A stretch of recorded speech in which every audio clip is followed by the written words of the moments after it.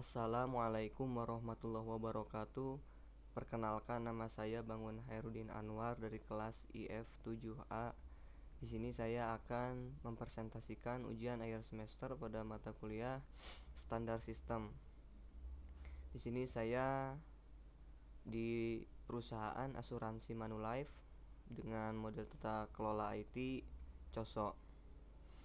Profil perusahaan Manulife ini didirikan pada tahun 1985. PT Asuransi Jiwa Manulife Indonesia atau Manulife Indonesia merupakan bagian dari Manulife Financial Corporation, grup penyedia layanan keuangan dari Kanada yang beroperasi di Asia, Kanada, dan Amerika Serikat.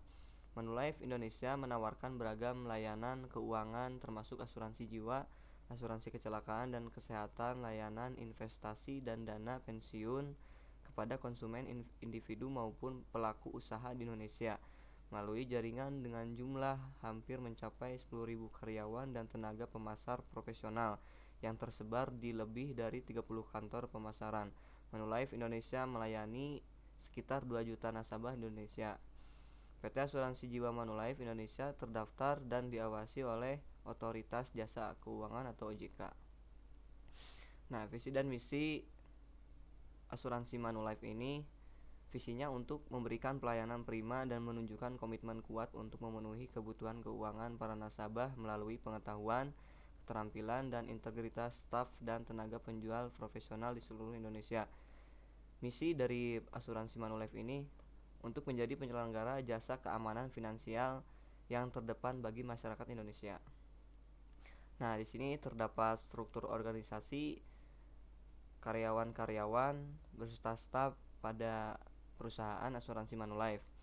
Asuransi Manulife Indonesia mempunyai 3 dewan di sini, yaitu yang pertama Dewan Direksi.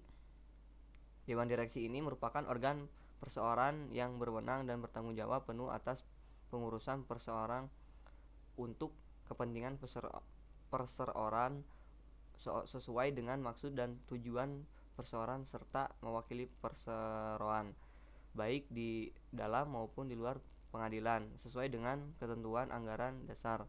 Yang kedua, Dewan Komisaris merupakan suatu mekanisme untuk mengawasi dan untuk memberikan petunjuk dan arahan pada pengelola perusahaan atau pihak manajemen. Yang ketiga, Dewan Pengawas Syariah. Ini berfungsi menjembatani antara pihak yang kelebihan dana dengan pihak yang membutuhkan dana, juga secara khusus mempunyai fungsi amanah. Nah, pada jajaran direksi ini Presiden, Direktur, dan CEO Manulife Indonesia yaitu yang bernama Rian Charlan.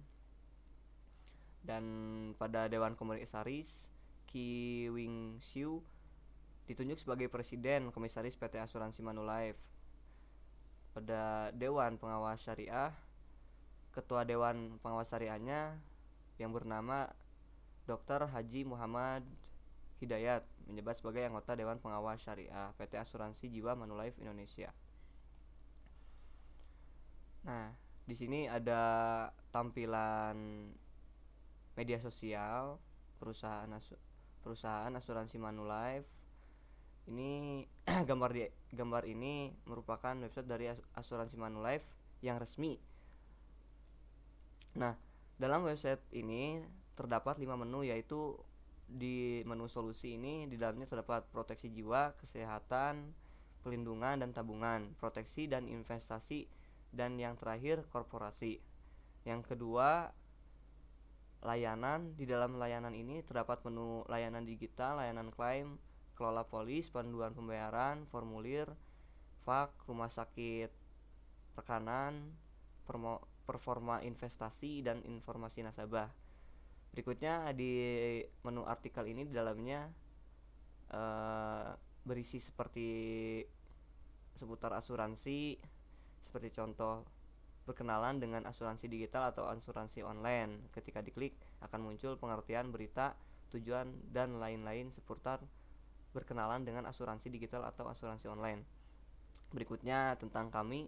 Di dalamnya terdapat menu tentang Manulife, manajemen, laporan keuangan, laporan tahunan, karir, mitra, dan pusat informasi. Yang terakhir, hubungi kami. Ini di dalamnya seperti terdapat nomor telepon, email, waktu operasional, lokasi dengan fitur otomatis masuk ke dalam Google Maps dan kantor-kantor Manulife yang ada di Indonesia. Berikutnya ada media sosial dari Facebook. Media sosial ini resmi dari media sosial Manulife Indonesia yang resmi. Nah, pada media sosial ini terdapat beragam postingan-postingan informatif untuk membantu customer dalam mendapatkan informasi seputar asuransi Manulife Indonesia. Nah, kondisi IT saat ini, perusahaan asuransi Manulife membantu nasabah dan keluarga Indonesia membuat keputusan finansial lebih mudah dan hidup lebih baik tidak dapat dilepaskan dari penerapan tata kelola perusahaan yang baik atau good corporate governance. Perusahaan berusaha untuk selalu menjadi yang terdepan dalam mengakomodir setiap perubahan yang ada dengan tetap berpegang teguh pada kelima prinsip dasar yang terdiri dari keterbukaan, akuntabilitas, tanggung jawab, independensi, dan kewajaran. Nah, kondisi IT yang diharapkan ini yang pertama lingkungan pengendalian. Lingkungan pengendalian ini mencakup rangkaian standar, proses dan struktur yang menjadi dasar dalam pelaksanaan kerja di perusahaan. Yang kedua, penilaian risiko. Ini melibatkan proses yang dinamis dan berulang untuk mengidentifikasi dan menganalisis risiko untuk mencapai tujuan, serta membentuk dasar mengenai bagaimana risiko harus dikelola. Yang ketiga, kegiatan pengendalian. Tindakan yang ditetapkan dengan prosedur dan kebijakan untuk meyakinkan bahwa manajemen telah mengarah untuk memitigasi risiko dalam rangka mencapai tujuan. Yang keempat, informasi dan komunikasi. Ini diperlukan dalam rangka pelaksanaan tanggung jawab perusahaannya dalam rangka mencapai tujuan. Sedangkan komunikasi terjadi baik secara internal maupun eksternal dengan menyediakan informasi yang diperlukan dalam rangka pelaksanaan kegiatan sehari-hari. Yang terakhir, kegiatan pemantauan, artinya evaluasi berkelanjutan, terpisah atau kombinasi keduanya untuk memastikan seluruh layanan produk asuransi ada dan berfungsi.